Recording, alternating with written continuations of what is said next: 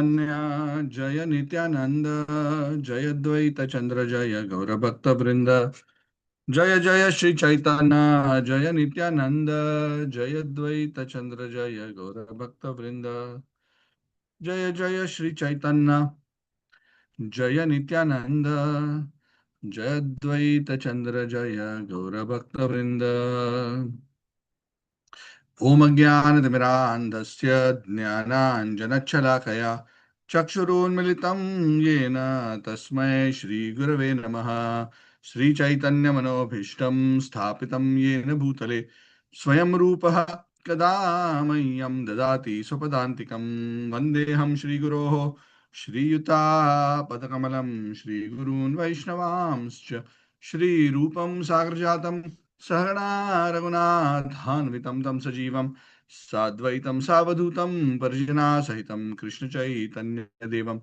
Shri Radha Krishna Padan Saganadita Shri Vishakhanvitamscha He Krishna Karuna Sindhu Dinabandhu Jagatpate Gopesha Gopika Kanta Radha Kanta Namostute Tapta Kanchana Gaurangi Radhe Vrindavaneshwari Vrishabhanusute Devi Pranamami Haripriye वंशकल्पतरुभ्यश्च कृपा सिन्धुभ्येव च पतितानां पावनेभ्यो वैष्णवेभ्यो नमो नमः जय श्री कृष्ण चैतन्य प्रभु नित्यानंद श्री अद्वैत गदाधर श्रीवासादि गौरभक्तवृंद हरे कृष्ण कृष्ण कृष्ण हरे हरे हरे राम राम राम हरे हरे नमो विष्णुपादाय कृष्णप्रेष्ठाय भूतले श्रीमते राधानाथ स्वामी नाम्ने नमो विष्णुपादाय कृष्णप्रेष्ठाय भूतले श्रीमते भक्तिवेदांत स्वामी नाम्ने नमस्ते सारस्वती देवे गौरवाणी प्रचारिणे निर्विशेषण्यवादी पाश्चात्य मुखम करोति वाचालं पंगुम लंघयते गिरिं यत्कृपातमहं वन्दे श्रीगुरुं दीनतारिणं परमानंद माधवं श्री चैतन्य ईश्वरं हरि ओम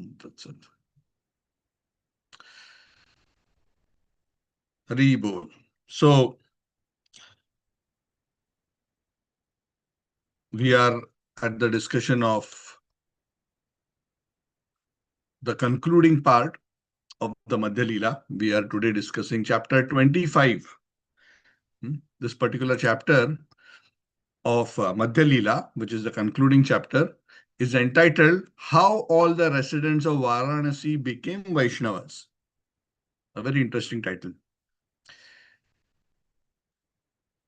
For the last many chapters in the Chaitanya Pravaha, in the Madhya Lila, we have been discussing Sri Sanatana Shiksha.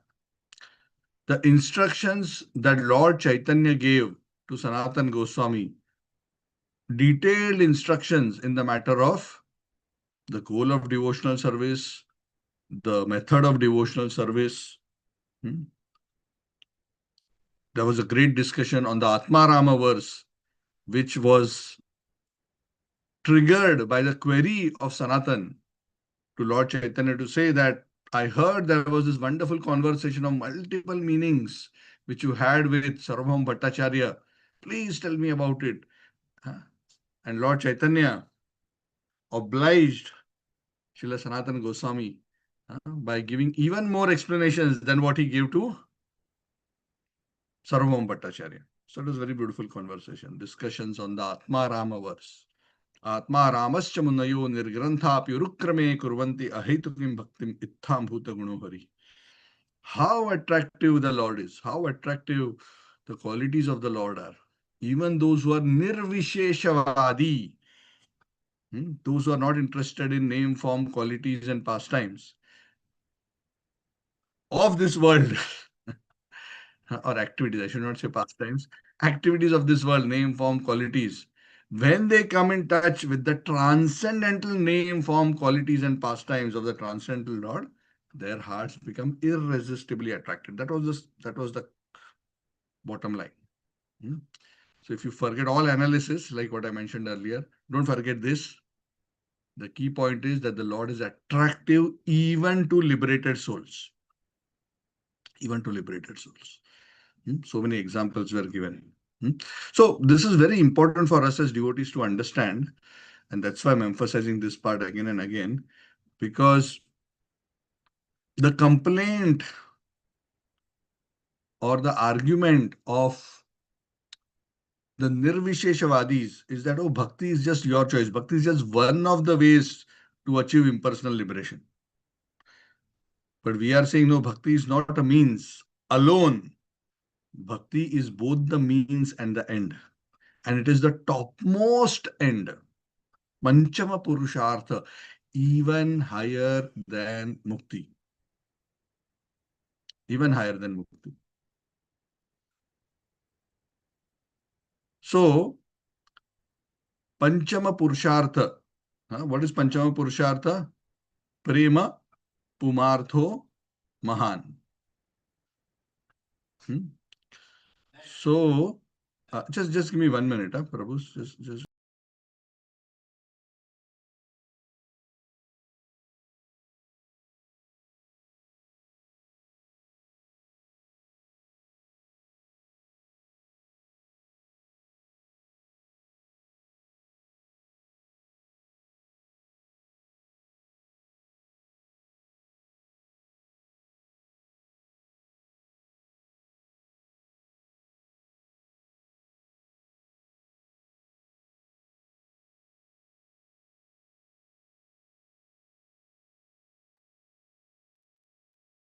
Horrible. My apologies.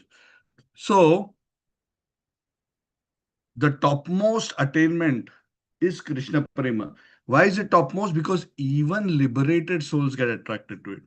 So Lord Chaitanya established the supremacy of bhakti, of love as the ultimate goal, and bhakti as the ultimate process, and the only process which can give that ultimate goal. And this is a very, very uh, important point for us to understand, so that we should never get confused based on arguments by other schools of philosophy or Vedanta, and especially the impersonalist, that bhakti is just a means and ultimately it is about impersonal liberation. So there was that elaborate discussion which Lord Chaitanya had with Sanatan Goswami. After that particular conversation, you may recollect that we discussed Sanatan Goswami's specific question to Lord Chaitanya. Please tell me, you want me to write about devotional etiquette, about Vaishnav Sadachar? Please tell me, what is it that I should write? Give me some pointers. And please give me the blessings that I can write. And Lord Chaitanya said, yeah, you have all blessings. No, you give me some outline. So Lord Chaitanya then gave a list of what all aspects Sanatan Goswami should cover. So most of these instructions have come into literatures like Hari Bhakti Vilas. So what we follow, even in ISKCON today, is based on literatures like Hari Bhakti Vilas. We do not follow all aspects of Hari Bhakti Vilas, because Hari Bhakti Vilas standards also, by today's Kali Yuga, urban Kali Yuga standards, can be pretty challenging. So Srila Prabhupada gave us a relatively simplified. The principles remain the same. The principles around how to deal with the deities, how to deal with the dham, how to deal with the holy name, how to deal with the Vaishnavas, how to deal with the Guru, how to take care of one's body, what are one's duties, how to execute them. All these aspects have been covered under Vaishnava etiquette by Srila Sanatan Goswami. So in that way, Lord Chaitanya gave his blessings to Sanatan Goswami, and then that particular conversation concludes. So now a different topic is being discussed at the conclusion of the Madhya Lila.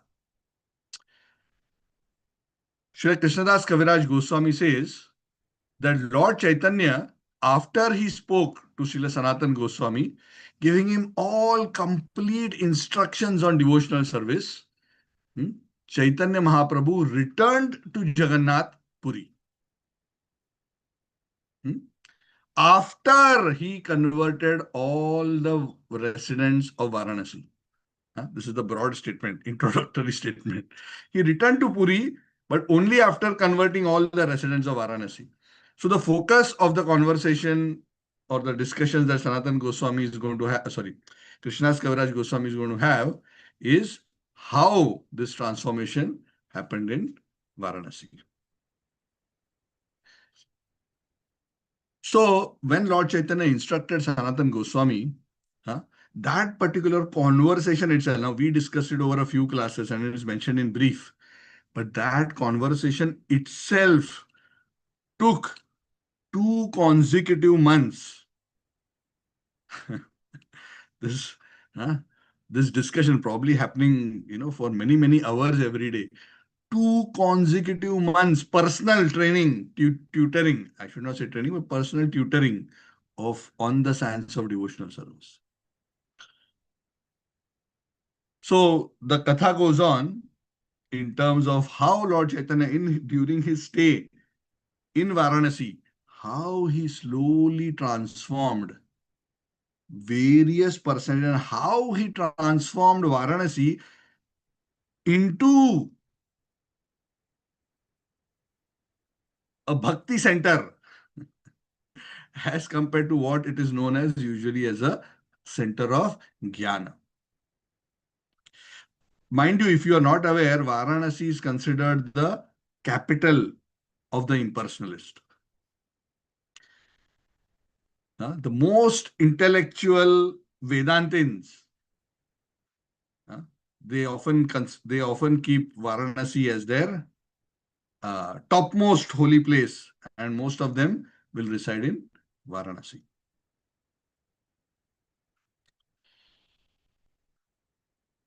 So, Krishnadas Kaviraj Goswami says when Lord Chaitanya was residing in Varanasi, there was a friend of Chandrasekhar by the name of Paramananda Kirtaniya. Kirtaniya means he used to love to sing Kirtan. And he would love to sing Kirtan to Lord Chaitanya Mahaprabhu. And especially he would sing the Hare Krishna Mahamantra in a very, very humorous way, this Paramananda Kirtaniya. And Lord Chaitanya would enjoy listening. And he would not only sing sweetly, he would also sing Mahamantra and various other Vaishnava songs to Lord Chaitanya in a very humorous way. Lord Chaitanya would love to hear him. So while the Lord was in Varanasi, it wasn't, even though Lord Chaitanya is the Supreme Personality of God, it wasn't a easy cakewalk for him to transform the impersonalist to become Vaishnavas. In fact, the Mayavadi sannyasis at Varanasi were criticizing Lord Chaitanya. What was their main criticism? Oh, this person has taken sannyas. In one of the lines, in the Bharati Sampradaya, he's supposed to study Vedanta. He should actually be an impersonalist.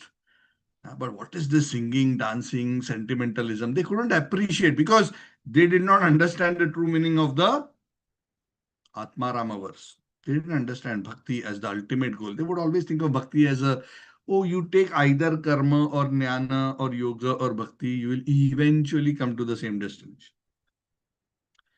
Gaudiya Vaishnavas do not see it like that. If you understand the Bhagavad and the Bhagavad Gita very clearly, you will see that yoga is a ladder. Karma yoga, jnana yoga, ashtanga yoga, bhakti yoga. Unless one comes to bhakti, bhaktya mam vijanati yavan yaschashmi tatvatah tato mam tatvato gyatva vishate tad anantaram. You can enter into the spiritual world only when you come to pure devotion, only through bhakti, through no other means.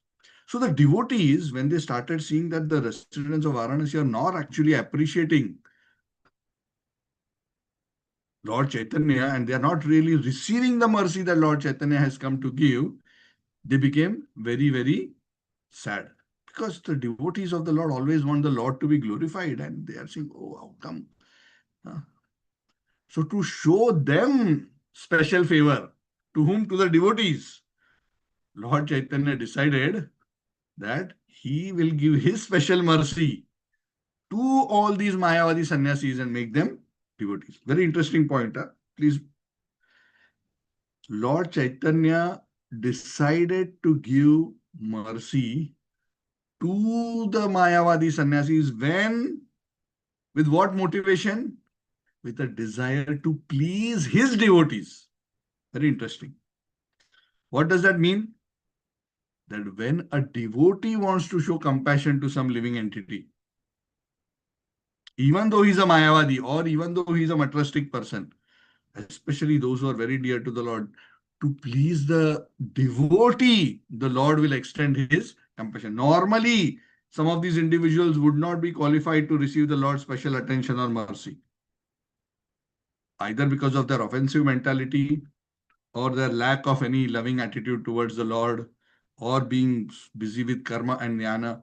But when somebody is favored by a devotee, or it would please the devotee that the Lord shows favor to them, the Lord intervenes and goes out of his way beyond even the qualification of the recipient. This is a very, very important point. To satisfy them, Chaitanya Mahaprabhu showed mercy to the sannyasis. Hmm?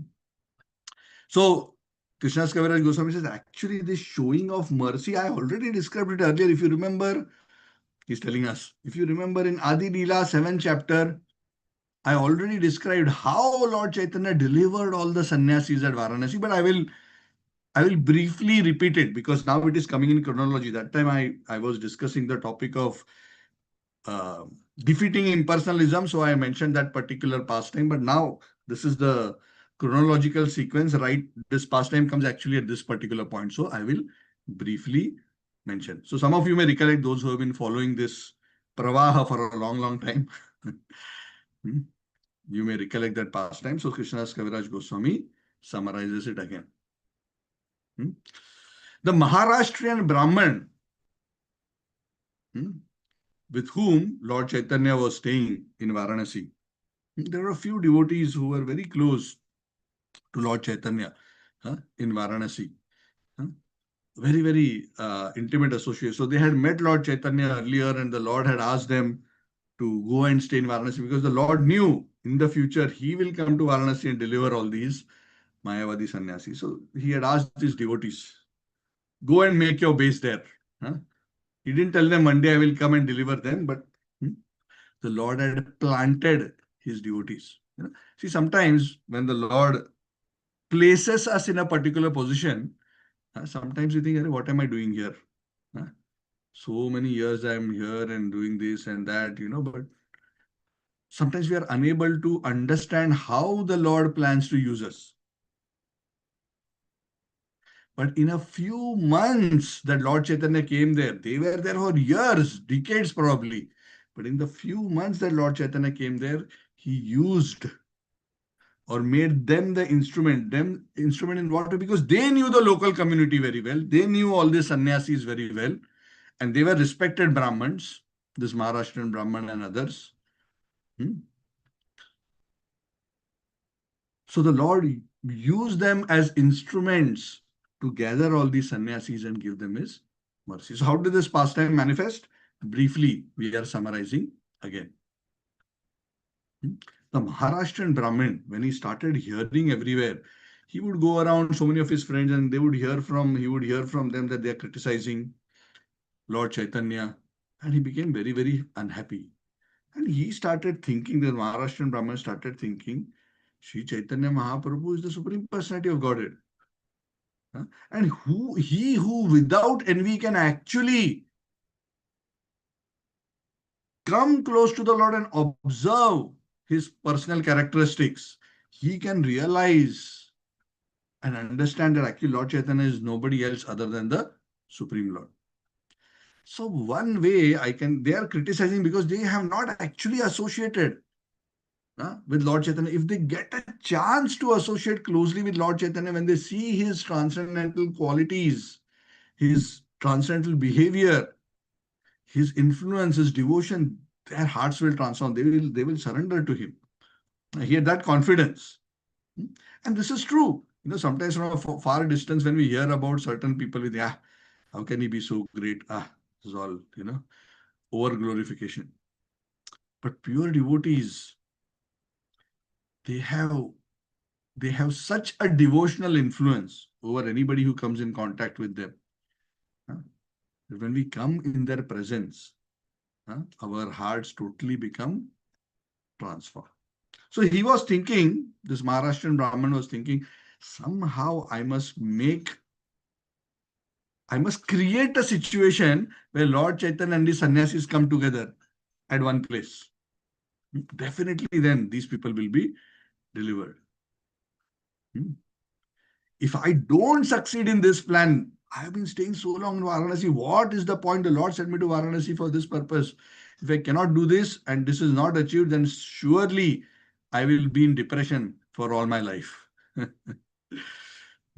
So what this Maharashtrian Brahmin did is he created an event. What is that event? He invited all these sannyasis, the Mayavadi sannyasis, to his house. It would seem for a lunch or something like that, some worship, some prasad kind of that. And then finally, after inviting everybody, he arranged a program to give Lord Chaitanya's association to these sannyasis. Then finally came to Lord Chaitanya and he uh, was speaking. At the same time, when he was speaking to Lord Chaitanya, other than the Maharashtrian Brahmin, there were two other great devotee associates who were already in uh, Varanasi for a long, long time. Lord Chaitanya had also sent them, just like the Maharashtrian Brahmin was there. They were Chandrasekhar Acharya and Tapan Mishra. So they also were already, they were also hearing all this blasphemy. They were also very sad. At the same time that this Maharashtrian Brahmin came to Lord Chaitanya to present that invitation, Tapan Mishra and Chandrasekhar Acharya also came to Lord Chaitanya at the same time. Huh? By the Lord's arrangement. Both parties came. And Tapan Mishra and Chandrasekhar Acharya were all very unhappy. And they're saying, Lord, what is this? This is happening. You have come to, deliver, but these people are criticizing you. How will their good fortune come about? See, this is the devotee's pain. How will good fortune come about for the conditioned souls if they are having a uh, offensive attitude towards the Lord? How they will be recipients of your mercy? Their attitude towards you have to change. So what to do? So actually already Tapan Mishra and Chandrasekhar Acharya were already there with Lord Chaitanya actually. It's not that they exactly came to the same, they were already discussing. And as they were discussing, and Lord Chaitanya was hearing, okay, what to do, what to do, what to do. By the Lord's own inspiration, Maharashtrian Brahmin walks in. And he tells him, oh Lord, I have made this arrangement for this program. I've invited all these people. Please, I'm inviting you also. He touched Lord Chaitanya's lotus feet. Please accept this. And Chandrasekhar Acharya and Tapan Mishra are also very happy. So everybody agreed this is a good plan. Correct? Lava matra sadhu sangha sarva siddhi hoy. So what is our formula of transformation? The formula of transformation of conditioned souls is to give the attached, sinful, materialistic, impersonalistic people a chance to associate with advanced devotees. Please remember this. What is, whatever programs Prabhupada would say and whatever we do in this, what is the whole objective? The whole objective, the bottom line is to give others an opportunity to associate with devotees. Because what happens in the association of devotees? Hari Katha, Hari Kirtan, Prasad, glorification of the Lord, worship of the Lord. And through the influence of the association of sincere great souls, our hearts develop an appreciation first for the devotees and then for the Supreme Personality of Godhead. That is the influence of the devotees. That this change, this transformation doesn't happen simply by reading books, simply by philosophical analysis. That is not possible.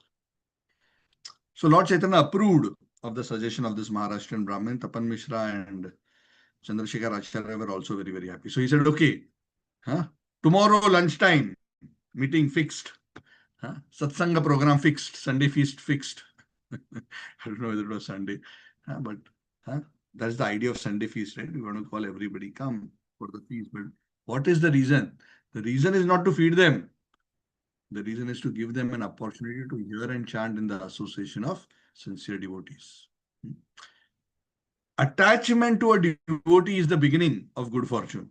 Appreciation of a devotee is also the beginning of good fortune.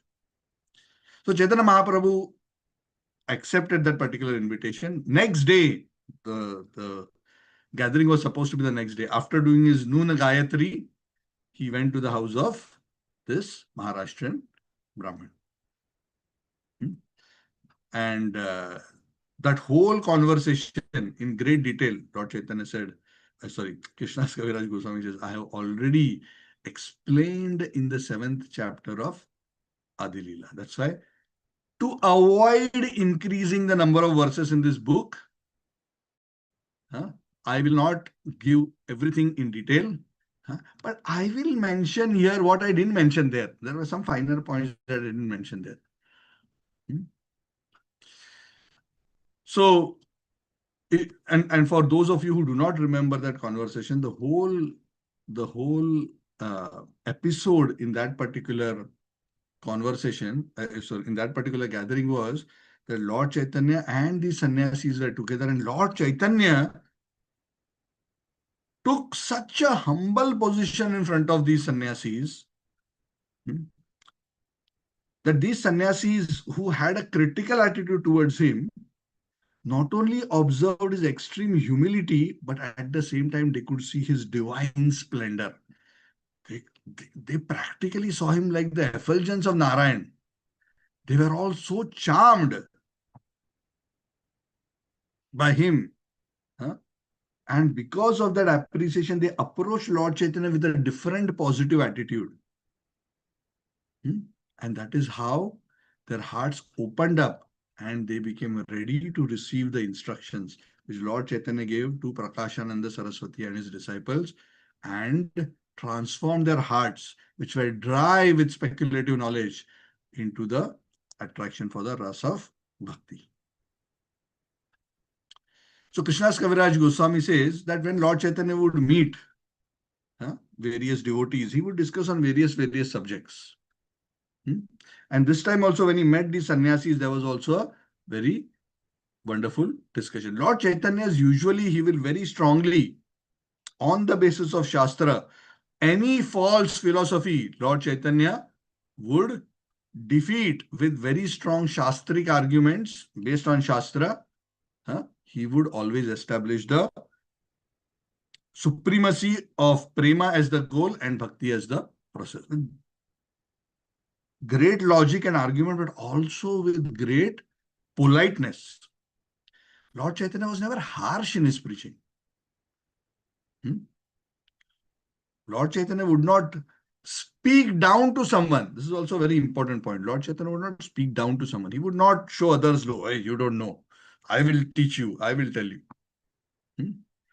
Lord Chaitanya always took, even though he is the Supreme Lord, he did not take either a condescending position or very often, especially in the case of these Mayavadi sannyasis, because they were so respected in society, and they had their own ego. Lord Chaitanya approached in a very intelligent way, very humbly and politely.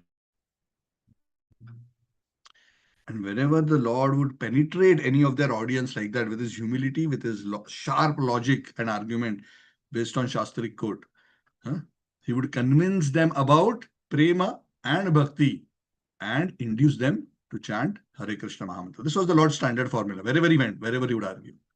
So when Lord Chaitanya, Krishnadas Kaviraj Goswami summarizing, when he met all these sannyasis, all these sannyasis also offered obeisances unto Chaitanya Mahaprabhu.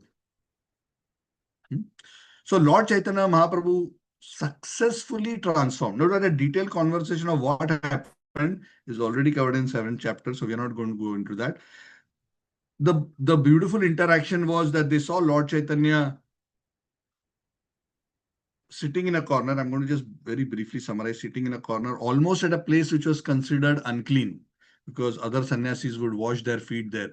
And he was sitting very humbly and chanting on the holy name. And seeing his effulgence and his influence, they came to him and they asked, why are you sitting here? Come and sit with us. And Lord Chaitanya took a humble position. And then they said, oh, your effulgence is like Narayan. We are just all mesmerized by your effulgence. And then Lord Chaitanya, no, no, no. How can a Jiva be Narayan? And then beautiful conversation evolved from there, where Lord Chaitanya systematically, with deep logic and argument, because these were Vedantists, they were very well versed in scripture and logic. Lord Chaitanya dismantled all their arguments and their Siddhanta to establish Prema and Bhakti. Hmm?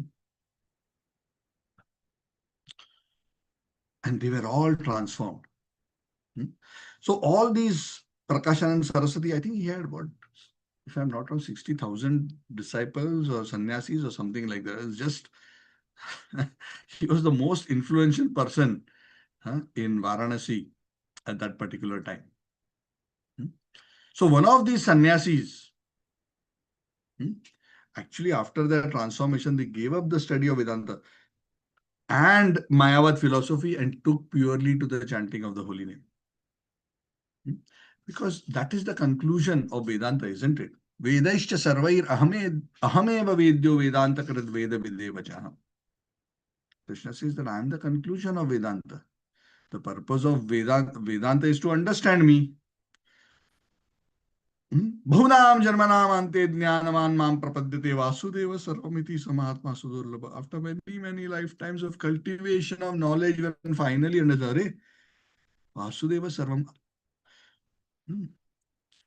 And one surrenders heart and soul and absorbed in serving the Lord and chanting His holy name. So that is the conclusion. If one has already reached that point of surrendering fully to the Lord and absorbed in chanting the holy name, what is the need to study Vedanta? Because one has already achieved the fruit of Vedanta, which is to surrender fully to the Lord. Sarva dharman parityajya mamekam sharanam vraja aham tuam sarva papebhyo mokshayishyami ma shudha.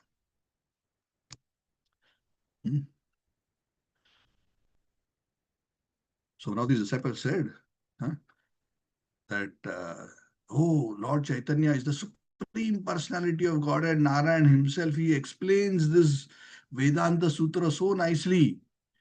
This Vedanta Sutra, which is written by Vyasadeva, Chaitanya Mahaprabhu is whatever explanation Chaitanya Mahaprabhu is giving is the direct meaning of the Upanishads. Whoever hears this explanation of Lord Chaitanya will understand and their hearts and minds will be very satisfied.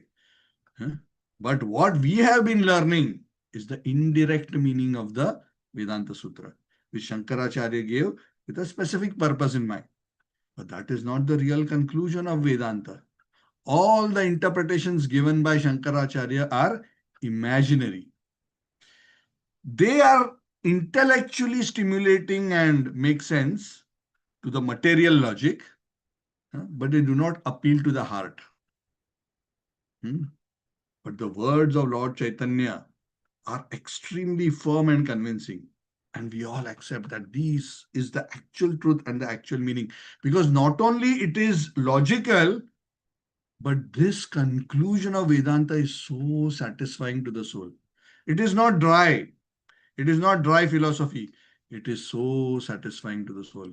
And we all agree, based on what Lord Chaitanya explained, that in this age of Kali, one cannot be delivered from Maya simply by taking sannyas, simply by giving up material activities.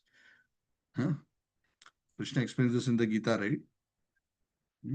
Mama Maya Duratyaya. Very difficult. Trigunamayi. Esha. Mama Maya Duratyaya. Very difficult to overcome this divine energy of mind composed of the three modes, Sattva, Rajatama. Mama eva ye prapadyante maya metam tarantite. What is the approach to transcend Maya? Krishna doesn't say Gyan is the approach to transcend Maya. Jnana can loosen the bondage of the modes because it brings one to Sattva Guna, but it doesn't totally break them. Gyan can bring one to the point of understanding, oh, I'm actually conditioned, I'm actually tied down, but it doesn't give us enough strength to break free from the modes. Mam eva ye prapadyante mayam etam tarantite. Those who take surrender to me, they can be free from the modes of material nature.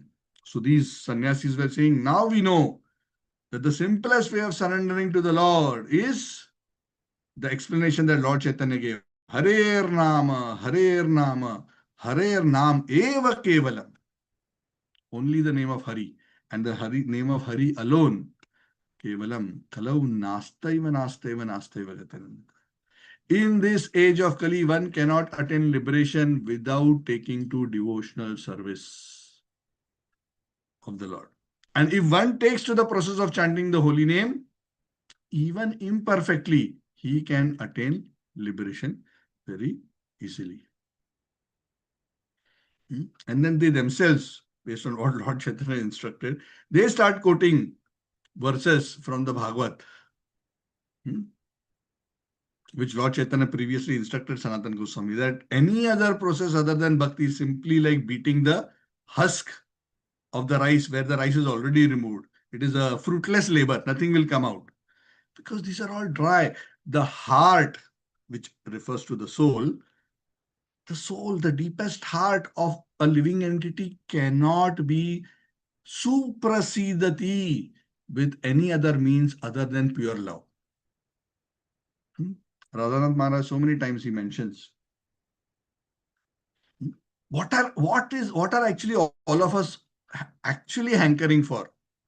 In very simple words, we may say happiness and all that, but sometimes when you say happiness, you don't really understand.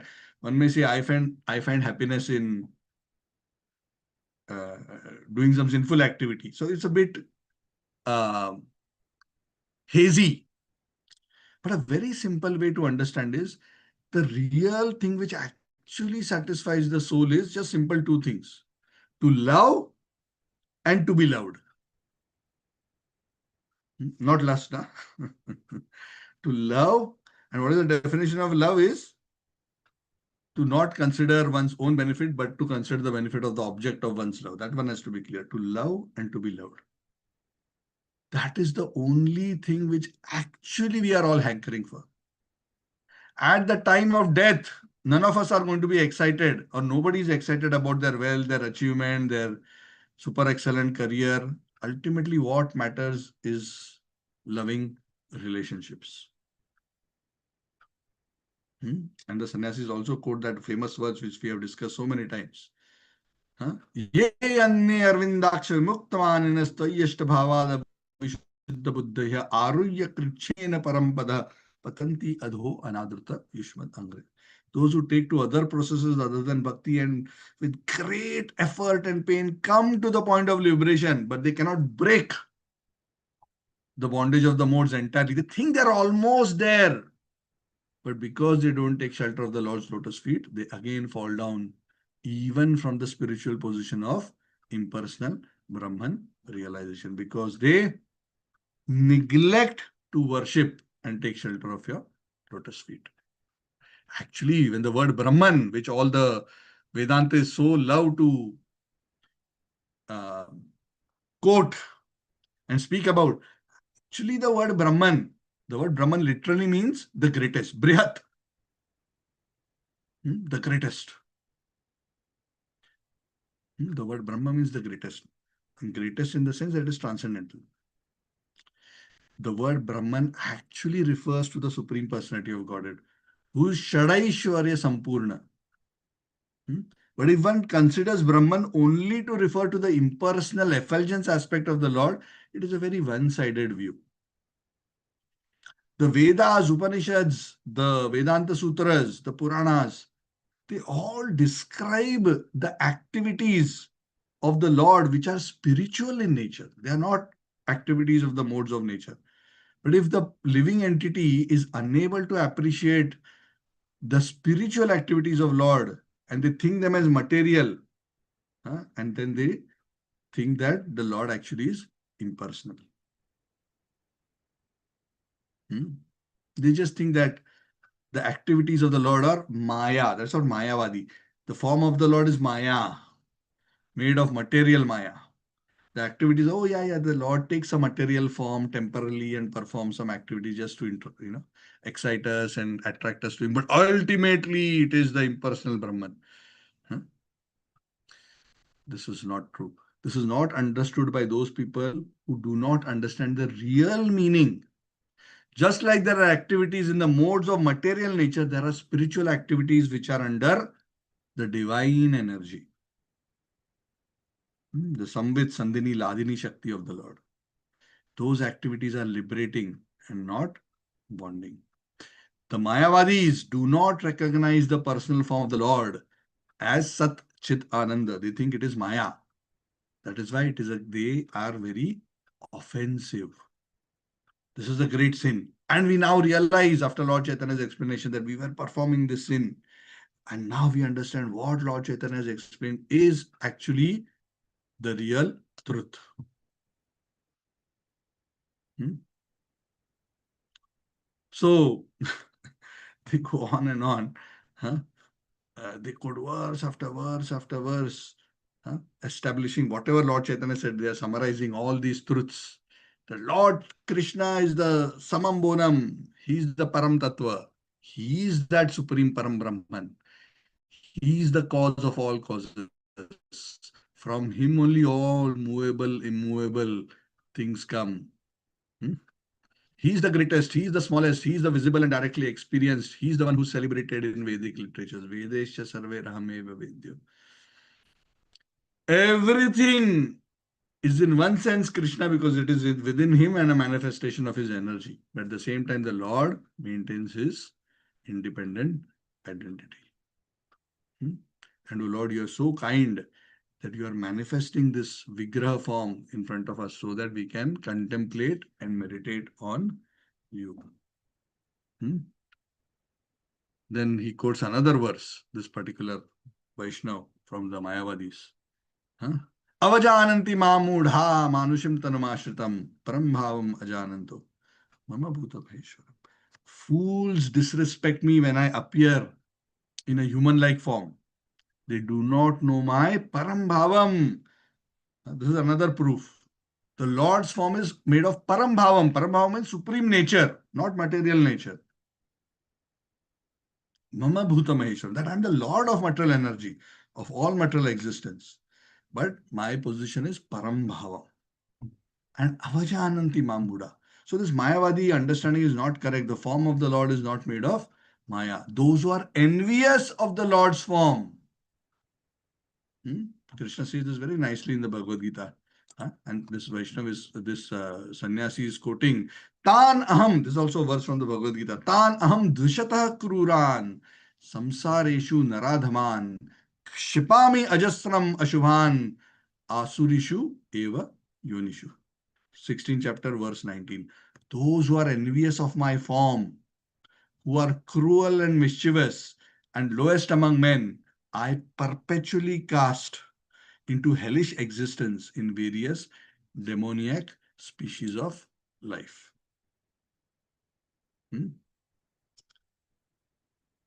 So, the conclusion that we all understand, the sannyasis are saying, is that the philosophy that Sripad Shankaracharya gave is not the right understanding. He established the philosophy of Vivartavad, the theory of illusion. That is not correct. That this world is an illusion, the world doesn't exist, is not true. But what is the correct understanding? Parinamavad. That yes, everything is the Lord, but everything is, all this manifestation is actually a transformation of the energy of the Lord. And the energy of the Lord belongs to the Lord and is within the Lord. So even though everything is the Lord, it is not the Lord. Because the Lord maintains his supreme existence independent of the transformations of his energy. The transformations of energy do not affect the identity and the position of the Lord. Parinamavad. So Parinamavada, or the argument of transformation of energy, is the real meaning of the Vedanta Sutra. Without accepting this, the impersonalist, deluded by Shankaracharya's interpretation, they accepted the theory of illusion, Vivartavad. And in that way, they covered up what Vyasadeva was actually trying to say. They got deluded. Sripad Shankaracharya gave this interpretation and this imaginary meaning. Actually, this understanding of jnana is not something which actually appeals to the heart of any sane person. He has done this, Shankaracharya, under the instructions of the Lord, because Shankaracharya is Lord Shiva. He did this just to control the atheistic people and bring them under control.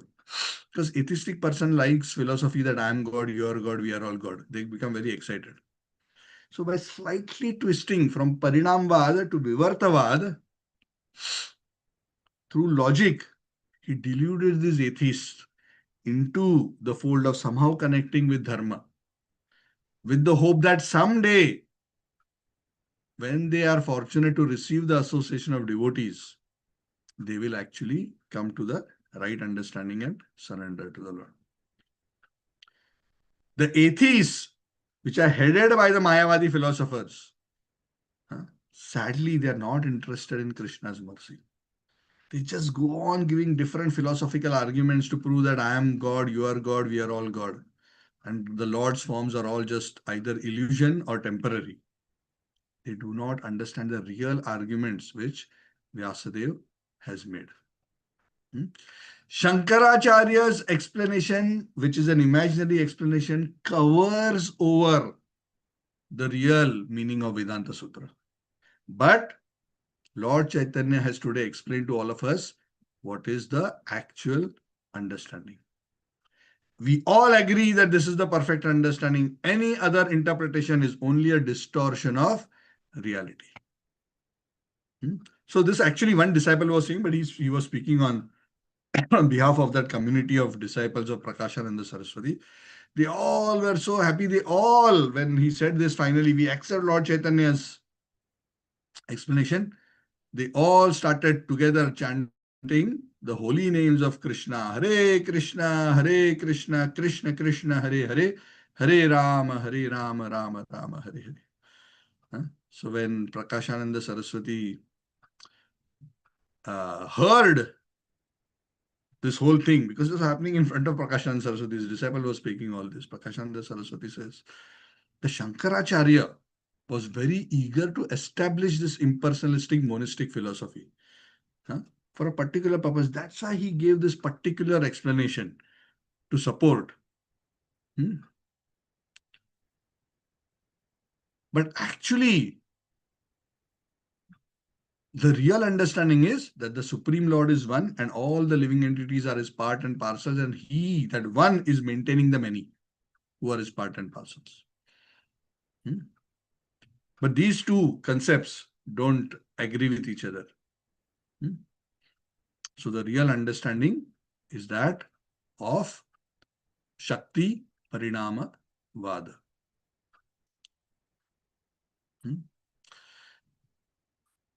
Then he gives a few more arguments around Jnana, Patnyaya, Patanjali, and so many others. I'll not go into all those arguments. They're very technical. You can read this in the chapter. So all these various philosophies, there are 6 darshanas of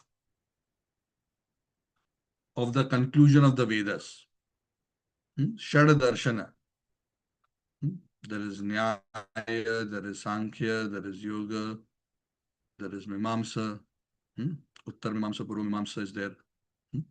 So after studying all these 6 philosophical theses, Vyasadeva summarized all these philosophies. They give a particular presentation of a particular viewpoint of the absolute truth. They are neither fully right nor are they actually wrong, but they are giving particular perspectives. If they are taken in isolation, they don't give a complete picture of the truth. But Vyasadeva, he put all these understandings together, synthesized them beautifully, and summarized the final conclusion in terms of the Vedanta philosophy. But people are misled because Vyasadeva has written in such short aphorisms that they are liable to be misinterpreted. For example, he explains, when the Supreme Absolute Truth is referred to in the Vedanta Sutra, sometimes the Vedanta Sutra will refer to the Supreme Absolute Truth, the Lord, as Nirguna. Nirguna means without qualities. But what Nirguna means is without material qualities. But the Lord has spiritual qualities. He has Nirguna. There is no Sattva, Tama, Raja. But there is transcendental qualities. Hmm? So all philosophers are busy fighting with each other, but they are not able to understand the final conclusion of what Vyasadeva has given simply by debate. Huh? How does one understand the ultimate conclusion that Vyasadeva wanted to give? Huh? Nasti munir yasya matam na bhinnam. There is no sage who doesn't give a slightly different philosophy, his own thesis. So what is the process? Mahajano yena gata sapantha. One should follow the perfected souls. When one follows the perfected souls, through their grace, one can understand clearly the real conclusion simply by argument, grammar, interpretation. Tarko apratishtham.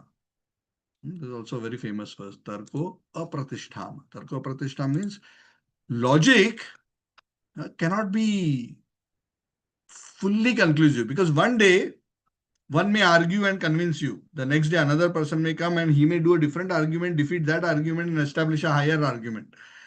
And how do you know you have come to the conclusion of all arguments?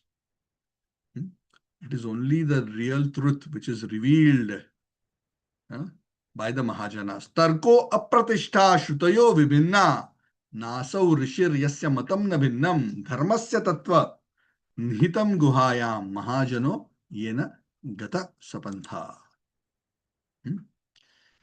That's why everyone, he's addressing all his disciples. The words of Chaitanya Mahaprabhu are a shower of nectar. Whatever he has indicated as the final conclusion is indeed the final essence of all spiritual knowledge. And the Maharashtrian Brahman was there. He had organized this program, this get-together of Prakash Ananda and his disciples, the Lord Chaitanya. He was hearing this, he was seeing this, he was so happy, he was jubilant. Hmm? When this particular conversation was happening, it was happening within the community of the Mayavadi sannyasis. Lord Chaitanya had left that particular place at that particular point in time. Because what happened was, Lord Chaitanya and Prakashananda and the disciples had a conversation. Then Lord Chaitanya went, and then these people deliberated amongst themselves and they said, oh, this is the perfect understanding. So all these statements were made not in front of Lord Chaitanya. Lord Chaitanya had left, but the Maharashtrian Brahmin was there because the whole gathering was at his home. So Maharashtrian Brahmin was so happy. He jubilantly went to Lord Chaitanya to tell him what had happened and how all these impersonalist sannyasis, their heart had been transformed. So when he went looking for Lord Chaitanya happened to be going to the Bindu Madhav temple in Varanasi after taking his bath in the Panchanad. So while the Lord was on his way, the Maharashtrian Brahmin informed, this is what happened, oh Lord, in the camp of Prakashanand Saraswati, dhamaka ho gaya hai. This is breaking news actually. This is the breaking news that we should be actually excited about. That all these people have been converted. They have become devotees. Lord Chaitanya simply smiled happily. He wasn't like, yes, I converted. He was not like that. He was very happy. He was smiling blissfully. So Lord Chaitanya reached the temple of Bindu Madhav. He took the beautiful darshan of Lord Bindu Madhav. Overwhelmed with love, he was dancing and dancing in the courtyard. So if you ever go to Varanasi, make sure Bindu Madhav temple is a very, very famous temple, even for others, not just for our parampara. So please visit the Bindu Madhav temple. So Lord Chaitanya at that time was with Chandrasekhar Acharya, Paramananda Puri, Tapan Mishra, and Sanatan Goswami was also there. Because Sanatan Goswami was being instructed on the bank of the Ganges at the Shashwami, the Ghat, for 2 months, right? So they were all there. And then they were all beautifully chanting and dancing in bliss. Paramananda Puri, Chandrasekhar, Tapan Mishra, Sanatan Goswami, along with Lord Chaitanya. And what were they chanting? Hari Haraye Namaha, Krishna Yadavaya Namaha, Gopal Govinda Ram Shri Madhusudan. Huh? We do this kirtan in ISKCON as well. Lord Chaitanya introduced this. Hari Haraye Namaha Krishna Yadavaya Namaha. We often say like Yadavaya Madhavaya Keshavaya Namaha. Gopal Govinda Ram Shri Madhusudan Giridhari Gopinath Madana Mohan. So that's the full form. Here in brief it is mentioned. In all directions, millions of people. So when this news about Prakashanand Saraswati and his disciples reached everybody, Prakashanand Saraswati and his disciples heard this kirtan, they came rushing to see what was happening. They were so charmed. Now they are seeing not just philosophical argument, they are seeing symptoms of love of Lord Chaitanya chanting and his associates chanting and dancing, singing the holy names. They were so attracted by this divine energy of Lord Chaitanya. Huh? He and his disciples also joined. They said, no, now we also want to participate in this huh? Sankirtan movement. They also started chanting and dancing. And they were so amazed to see the beautiful, ecstatic love of the transcendental, beautiful form of the Lord. The Lord's body was trembling in ecstasy. His voice was faltering out of ecstatic emotion. He was perspiring. His skin was turning pale and his eyes were streaming with tears. And people were watching. They were astounded. Huh? There were goosebumps on the Lord's body as if his body had become like a kadamba flower. People were astonished to see the ecstasy of Lord Chaitanya and his humility. All the residents of Varanasi saw these transformations. So this was a very public episode of this kirtan that happened in the compound of the Bindu Madhav. Bindu Madhav temple is also a very, very prominent temple. So everyone gathered. So Lord Chaitanya was so absorbed. Eventually, Lord Chaitanya came to external consciousness. And suddenly saw so much crowd all over. The whole Varanasi was there, including the sannyasis. And then he came to his external consciousness. And then he just sobered himself down and stopped his dancing for the time being. So Chaitanya Mahaprabhu, after that, he saw Prakashanand Saraswati. And because he's a sannyasi, he offered him obeisances. Prakashanand Saraswati, feeling very insignificant in front of Lord Chaitanya, he just came and he offered dandavats and he clasped the lotus feet of Lord Chaitanya. He said, oh my dear sir, you are the spiritual master of the whole world. You are most worshipable. I am nothing. I was thinking I am great, but I am not even on the level of your disciple. Chaitanya Mahaprabhu said, no, no. Chaitanya Mahaprabhu would always treat others with great respect and with great humility. He would always take a very insignificant position. This is a lesson for all of us. Even when we preach, we don't take a condescending position. We always preach with compassion and with humility. I am very inferior. You are great. You are very advanced. Huh? He preached to him, but he said, no, no, you are great. You are wonderful. Huh? I am inferior. Don't glorify me. If you glorify me, I will go down in my spiritual power. You are so great. You have realized your identity with the impersonal Brahman qualitatively. But of course, even though you're a Brahman realized soul, but for the enlightenment of people in general, you should behave. You should not offer me obeisances. So he took a very, very humble position. Prakashanand Saraswati told Lord Chaitanya, no, my dear Lord, I have made so many offenses against you. I was criticizing you. I was judging you. But now you have been so merciful. In bracket, he doesn't say it, he doesn't know it, because the devotees favored him and the devotees asked him to give mercy. But now because you touched us, our hearts are transformed, our offenses are gone. So you are so, so wonderful that you have touched us and delivered us. So Prakashananda Saraswati quoted various verses from the Shastras to establish this point that he just mentioned. And he also said that, a living entity cannot be the Supreme Lord ever. I accept, O Lord Chaitanya. It is a great offense if one thinks of the Jiva as the Supreme Lord. What to speak of living entities, even if one considers, Lord Chaitanya says this, even Brahma and Shiva to be on the same level of Vishnu or Narayan, he is considered an offender. So Lord Shiva is great and he is Maheshwara, he's a great Lord. He's not a Jiva, but still in Tattva, he's not on the same level as Lord Hari. Hmm? And he quotes scripture, a person who considers demigods like Brahma and Shiva to be an equal level with Narayana is considered a Pashandi or an offender. Then Lord Prakashananda Saraswati said, you are the Lord actually, you are hiding from us. Huh? you are behaving like you are his servant, but actually you are the Lord, I can see. Hmm? So I'm so sorry I offended you, my dear Lord. Huh? That actually a great devotee of Narayan is very, very difficult to find. And you are not just a great devotee, you are the supreme personality of Godhead. Hmm? So he glorified Lord further in many ways. I'm not going to all of that. Finally, Prakashanand Saraswati sat down with Lord Chaitanya and started to ask him some questions. So I'm going to stop here. We have covered up to verse 87 because we are slightly over time already. So I'm going to pause here. So there is a question and there is a further discussion at this point between Prakashanand Saraswati and Lord Chaitanya. So we'll cover from verse 88 onwards in this particular chapter in the next class. Thank you very much. Shri Chaitanya Charitamrita ki jai, Shri Prabhupada ki jai. Any questions or comments?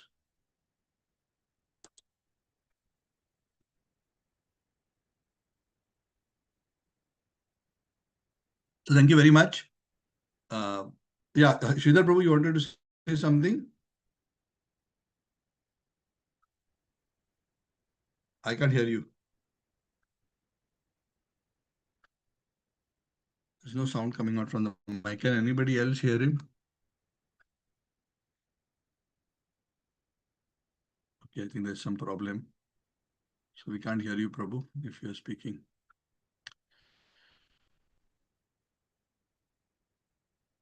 Okay, I'm assuming it's not a question then. So thank you so much. So I hope whoever are in Malaysia had a wonderful Shri Shri Radha Gokul Chandra installation. I was busy, but whatever little bit I could catch glimpses of, it seems to have been very wonderful and successful. It's very nice. The lordships have come. So when the lordships come, that is not a conclusion. That is the beginning. What is it a beginning of? The Lord comes why?